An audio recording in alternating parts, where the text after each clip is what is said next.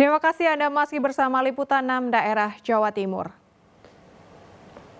Saudara, peristiwa ini bisa menjadi peringatan bagi siapa saja agar tidak mengemudikan kendaraan dalam keadaan mabuk. Di Probolinggo, seorang pemotor mabuk menabrak rambu proyek jalan tol hingga terjatuh ke area pemasangan besi cor.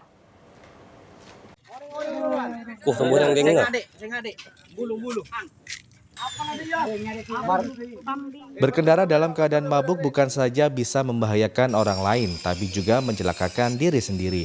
Seperti dialami Adi Purnomo, pemotor asal Desa Glagah, Kecamatan Pakuniran, Kabupaten Probolinggo.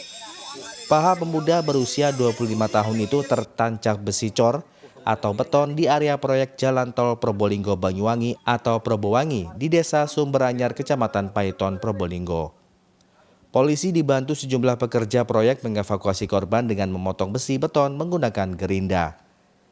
Korban pingsan akibat kesakitan hingga besi yang menancap di pahanya terlepas. Korban kemudian dilarikan ke Rumah Sakit Rizani Paiton untuk segera mendapatkan perawatan.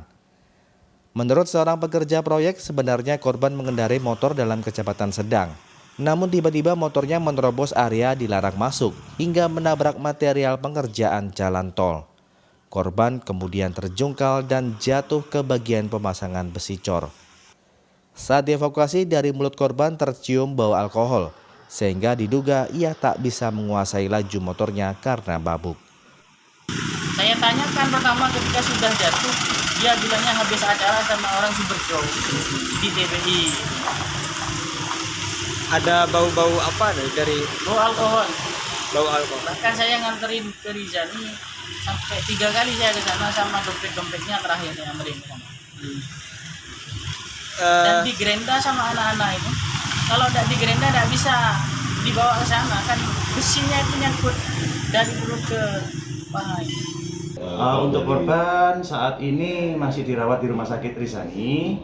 Adapun kronologisnya yaitu korban atau pengendara sepeda motor berjalan dari arah utara ke selatan. Kemudian sesampai di TKP, seharusnya pengendara tersebut berbelok arah ke kiri. Karena di depan atau di persimpangan tersebut saat ini masih ada proses pembangunan pengerjaan konstruksi daripada tol.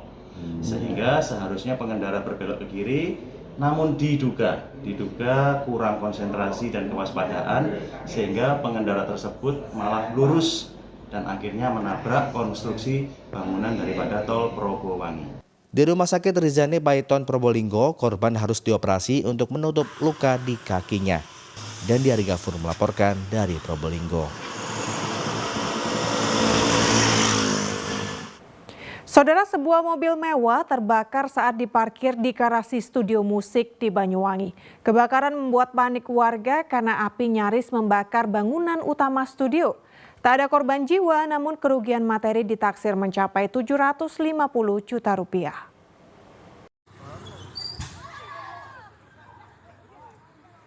Sebuah mobil mewah yang sedang diparkir di garasi studio musik di Kecamatan Celuring, Banyuwangi terbakar Jumat malam. Besarnya api membuat warga sekitar panik karena nyaris membakar bangunan utama studio. Warga dan penghuni studio musik sempat berupaya memadamkan api dengan peralatan seadanya, namun tidak berhasil. Petugas damkar Banyuwangi yang mendapat laporan kemudian tiba di lokasi. Api akhirnya dapat dijinakkan setelah petugas mengerahkan 2 truk tangki. Dengan pemilik yaitu Bapak Enrofik Wandra, dan korban tersebut diduga karena korsleting listrik dan pada hari ini masih dalam penyelidikan, dan kerugian ditaksir kurang lebih 750 juta rupiah. Belum diketahui secara pasti penyebab terbakarnya mobil milik musisi bernama Wandra Restusian ini. Tak ada korban jiwa, namun kerugian materi ditaksir mencapai 750 juta rupiah. Taufik Ferdiansa melaporkan dari Banyuwangi. Saudara, bus rombongan Satgas Partai Hanura yang baru pulang dari acara di Gelora Bung Karno, Jakarta terguling di tol kilometer 544 Ngawi. Akibatnya 2 penumpang bus tewas seketika di lokasi kejadian, sedangkan pengemudi bus tewas saat dirawat di rumah sakit. Kecelakaan terjadi di Jalan Tol Ngawi, tepatnya di kilometer 544, Kecamatan Mantingan, Kabupaten Ngawi, Minggu pagi. Akibatnya, 2 penumpang tewas di lokasi kejadian, sedangkan 1 lagi korban pengemudi bus tewas dalam perawatan di rumah sakit. Kecelakaan bermula saat bus rombongan Satgas Partai Hanura pulang dari acara di Gelora Bung Karno, Jakarta menuju Surabaya. Di lokasi kejadian, bus yang dikemudikan Catur Pancoro tiba-tiba oleng ke kiri dan ke kanan, kemudian terguling di tengah jalan tol. Kita nggak tahu kan, kita duduk di belakang. Dari belakang nomor 3. Tiba-tiba oleng kanan, kiri, langsung jatuh gitu. Terus apa yang dilakukan penumpang Pak waktu itu di dalam? Wah, nggak teriak-teriak, Allahu Akbar. Nggak sempat pegang-pegang apa. Ini rombongan apa tuh Pak? Rombongan dari PAM Hanura. PAM Hanura ya, dari mana mau ke mana? Mau ke Surabaya. Dari GPK. Banyak Pak yang luka-luka ini Pak? Banyak. Hampir semua ya? Ya, hampir semua. Sudah saya ini mau mengikat, sudah gini Pak, saya tekan gini ya. Habis itu saya tekan, sudah terguling, ya. Habisnya itu terguling, setelah terguling itu ya saya sudah lepas dari situ. Aduh ya Allah, saya baca gini Pak, La ilaha illallah Muhammad Rasulullah, terus. Habis itu masih jalan terus Pak. Miring itu sudah jalan, sampai saya kalau nggak salah itu mungkin lebih dari 4 kali. La ilaha illallah Muhammad Rasulullah, La ilaha illallah Muhammad Rasulullah. Ya Allah, saya kira sudah gimana ya. Saya ini nggak tahu ya Pak. Ya alhamdulillah saya masih utuh. Sedangkan 23 penumpang bus lainnya yang menderita luka-luka dirawat di rumah sakit, yaitu di RSUD Dr. Suroto Ngawi dan RSUD Sragen, Jawa Tengah. Kasus kecelakaan ini masih ditangani petugas patroli Jalan Raya PJR Tol Ditlantas Polda Jawa Timur. Dirgo Suyono melaporkan dari Ngawi. Kita ke informasi ringan saudara, jelang perayaan Tahun Baru Imlek. Kota Surabaya bersolek dengan beragam ornamen khas Tahun Baru Cina. Mulai dari ornamen naga raksasa sepanjang 20 meter, gerbang arsitektur Tiongkok hingga lampion. Ornamen-ornamen khas Imlek tersebut tersebar di beberapa titik ikon kota seperti Balai Kota Surabaya dan kawasan pecinan di Jalan Kembang Jepun.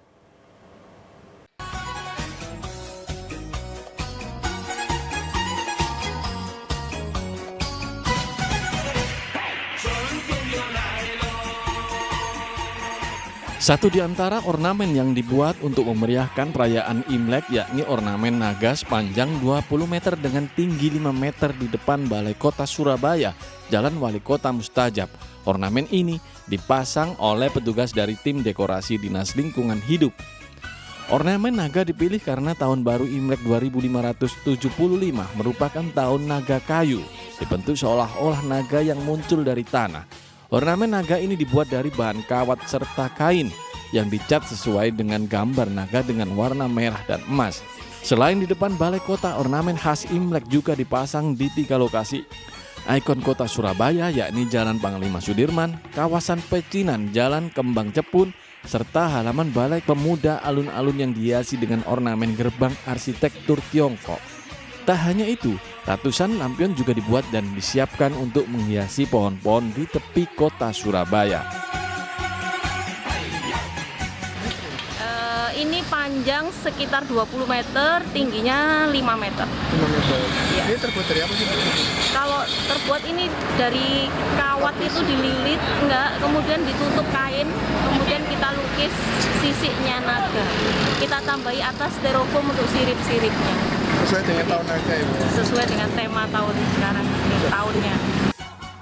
Ornamen-ornamen khas Imlek ini akan menghiasi sejumlah titik ikon kota Surabaya hingga 7 hari usai perayaan Imlek sebagai simbol toleransi antar umat beragama di kota Surabaya. Rahmat Hidayat melaporkan dari Surabaya. Saudara, jelang perayaan Imlek, perajin dupa atau hioswa di Jombang kebanjiran pesanan.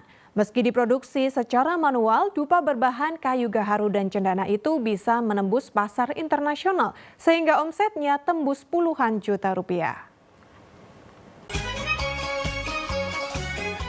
Fatur Rohman, pemuda asal desa Bawangan, Kecamatan Ploso, Kabupaten Jombang ini menuai untung menjelang perayaan Imlek atau Tahun Baru Cina. Perajin dupa atau biasa disebut Yosua itu kebanjiran pesanan sehingga ia harus memaksimalkan produksi untuk memenuhi target sebelum perayaan Imlek. Setiap hari Fatur Rohman memproduksi Yosua berbentuk kerucut dan lidi bersama 4 karyawannya di tempat yang sederhana. Pada hari biasa ia hanya mengerjakan 3 hingga 5 kg dupa berbahan serbuk, kayu, gaharu, dan cendana. Namun saat musim Imlek tahun ini Fatur Rohman bisa menghabiskan 5 hingga 10 kg serbuk kayu. Meski dikerjakan manual, pemasaran dupa ini bisa menembus luar kota, bahkan pasar internasional, yakni Amerika dan Kanada. Saat Imlek tahun ini, dupa kerucut lebih diminati daripada dupa lidi atau stik. Omset untuk dupa aja Mas ya? Nah, saya bagi 2. Kalau untuk dupa lidi, hitungannya umumnya per hari bisa jual 10 kilo. 1 bulan rata-rata 300 kilo. 300 kilo omsetnya hampir 30 juta Mas. Dalam sehari, Fatur Rohman bisa menjual 30 kg Yosua kerucut. Untuk dupa kerucut berbahan gaharu, harganya Rp150.000 per kilogram, sementara yang berbahan kayu cendana Rp200.000. Sedangkan untuk dupa lidi dijual antara Rp100 hingga Rp150.000 per kilogram. Dwi Mujarso melaporkan dari Jombang.